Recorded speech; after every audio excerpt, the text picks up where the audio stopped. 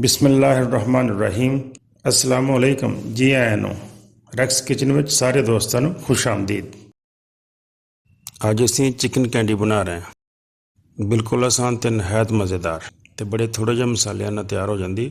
ਤੇ ਅਗਰ ਤੁਸੀਂ ਮੇਰੇ ਚੈਨਲ ਨੂੰ ਹਜੇ ਤੱਕ ਸਬਸਕ੍ਰਾਈਬ ਨਹੀਂ ਕੀਤਾ ਤੇ ਮੇਰੇ ਚੈਨਲ ਨੂੰ ਸਬਸਕ੍ਰਾਈਬ ਜ਼ਰੂਰ ਕਰ ਦਿਓ। ਸਬਸਕ੍ਰਾਈਬ ਦੇ ਨਾਲ ਹੀ ਬੈਲ ਵਾਲਾ ਬਟਨ ਲੱਗਿਆ ਹੋਇਆ ਉਹਨੂੰ ਵੀ ਦਬਾ ਦਿਓ ਤਾਂ ਕਿ ਜਦੋਂ ਵੀ ਮੇਰੀ ਵੀਡੀਓ ਅਪਲੋਡ ਹੋਵੇ ਤੇ ਤੁਹਾਨੂੰ ਸਭ ਤੋਂ ਪਹਿਲੇ ਉਹਦਾ ਨੋਟੀਫਿਕੇਸ਼ਨ ਆ ਜਾਏ, ਉਹਦੀ ਇਤਲਾਹ ਹੋ ਜਾਏ। ਤੇ ਆਓ ਫਿਰ ਕੈਂਡੀ ਬਣਾਉਣਾ ਸ਼ੁਰੂ ਕਰੀਏ। ਚਿਕਨ ਲੈਗ ਪੀਸ ਨੂੰ ਹਾਫ ਕਰ ਲਿਓ। ਹਾਫ ਕਰਨ ਤੋਂ ਬਾਅਦ ਜਿਹੜਾ ਇਹ ਹਿੱਸਾ ਬਚਦਾ ਹੈ ਇਹਨੂੰ ਕੈਂਡੀ ਕਹਿੰਦੇ ਆ। ਤੇ ਅਸੀਂ ਇਹਨਾਂ ਦੇ ਵਿੱਚ ਸਭ ਤੋਂ ਪਹਿਲੇ ਲੰਬੇ ਲੰਬੇ ਕੱਟ ਲਗਾਵਾਂਗੇ। ਸਾਰੇ ਪੀਸਾਂ ਨੂੰ ਇਸ ਤਰ੍ਹਾਂ ਲੰਬੇ ਕੱਟ ਲਗਾ ਲਓ। ਉਹਦੇ ਵਿੱਚ ਫਿਰ ਮਸਾਲਾ ਬੜਾ ਅੱਛੀ ਤਰ੍ਹਾਂ ਰਚ ਜਾਂਦਾ ਹੈ।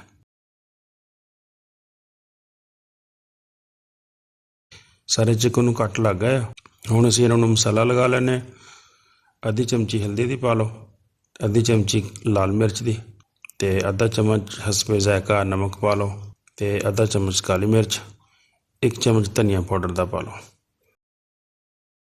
ਤੇ ਤਕਰੀਬਨ 150 ਗ੍ਰਾਮ ਦਹੀਂ ਪਾ ਲਓ। ਇਹਨਾਂ ਮਸਾਲਿਆਂ ਨੂੰ ਪਾ ਕੇ ਤੇ ਅੱਛੀ ਤਰ੍ਹਾਂ ਮਿਕਸ ਕਰਨਾ ਹੈ। ਤੇ ਨਾਲ ਤੁਸੀਂ 1 ਚਮਚ ਅਦਰਕ ਲਸਣ ਦਾ ਪੇਸਟ ਪਾਉਣਾ ਹੈ।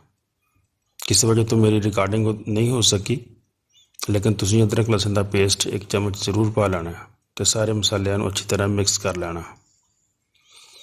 ਸਾਰੇ ਮਸਾਲੇ ਮਿਕਸ ਕਰਕੇ ਤਕਰੀਬਨ 3-4 ਘੰਟੇ ਵਾਸਤੇ ਤੁਸੀਂ ਇਹਨਾਂ ਨੂੰ ਰੱਖ ਦਿਓ। ਹੁਣ ਅਸੀਂ ਚਿਕਨ ਕੈਂਡੀਆਂ ਨੂੰ ਫਰਾਈ ਕਰਦੇ ਹਾਂ। ਤੇਲ ਗਰਮ ਕਰ ਲਓ ਤੇ ਇੱਕ ਇੱਕ ਕਰਕੇ ਸਾਰੇ ਪੀਸਾਂ ਨੂੰ ਪਾ ਦਿਓ। ਤੇ ਚੁੱਲ੍ਹੇ ਦੀ ਅੱਗ ਬਿਲਕੁਲ ਸਲੋ ਰੱਖਣੀ ਹੈ। ਇਹ ਬਹੁਤ ਜ਼ਰੂਰੀ, ਇਹਦਾ ਖਿਆਲ ਰੱਖਣਾ ਹੈ, ਵਰਨਾ ਤੁਹਾਡਾ ਚਿਕਨ ਅੱਛੀ ਤਰ੍ਹਾਂ ਤਿਆਰ ਨਹੀਂ ਹੋਏਗਾ, ਸੜ ਜਾਏਗਾ ਔਰ ਅੰਦਰੋਂ ਕੱਚਾ ਰਹਿ ਜਾਏਗਾ। ਚਿਕਨ ਪੀਸ ਪਾਉਣ ਤੋਂ ਥੋੜ੍ਹੀ ਦੇਰ ਬਾਅਦ ਤੁਸੀਂ ਇਹਨੂੰ ਹਿਲਾਉਣਾ ਹੈ, ਫੌਰੀ ਨਹੀਂ ਹਿਲਾ ਦੇਣਾ। ਤੇ ਇਹਨੂੰ ਆਹਿਸਤਾ ਆਹਿਸਤਾ ਹਲਕੀ ਅੱਗ 'ਤੇ ਪੱਕਣ ਦਿਓ।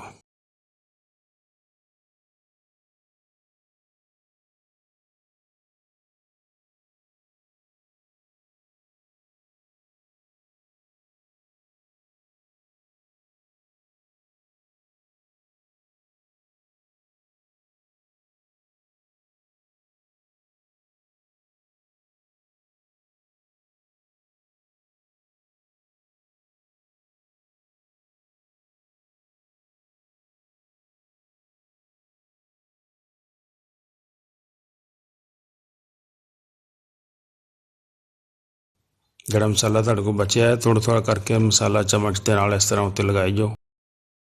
ਉਹਦੇ ਨਾਲ ਮਜ਼ੀਦ ਮਸਾਲਾ ਵਿੱਚ ਰਚ ਜਾਏਗਾ ਤੇ ਬੜਾ ਅੱਛਾ ਟੇਸਟ ਆਏਗਾ।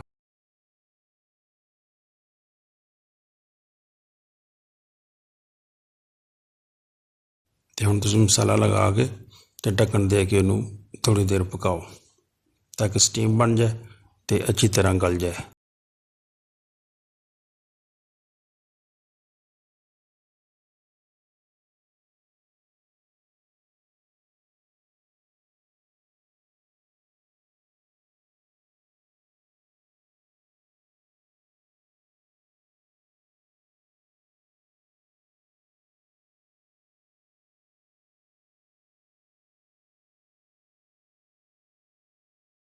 ਸਾਡੀ ਚਿਕਨ ਕੈਂਡੀ ਤਿਆਰ ਹੋ ਗਈ ਹੈ।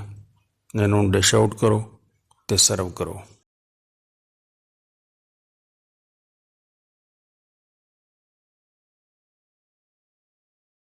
ਵੀਡੀਓ ਪੂਰੀ ਦੇਖਣ ਦਾ ਬਹੁਤ ਸ਼ੁਕਰੀਆ। ਵੀਡੀਓ ਅੱਛੀ ਲੱਗੀ ਹੋਵੇ ਤੇ ਦੋਸਤਾਂ ਨਾਲ ਜ਼ਰੂਰ ਸ਼ੇਅਰ ਕਰਿਆ ਕਰੋ। अस्सलाम वालेकुम।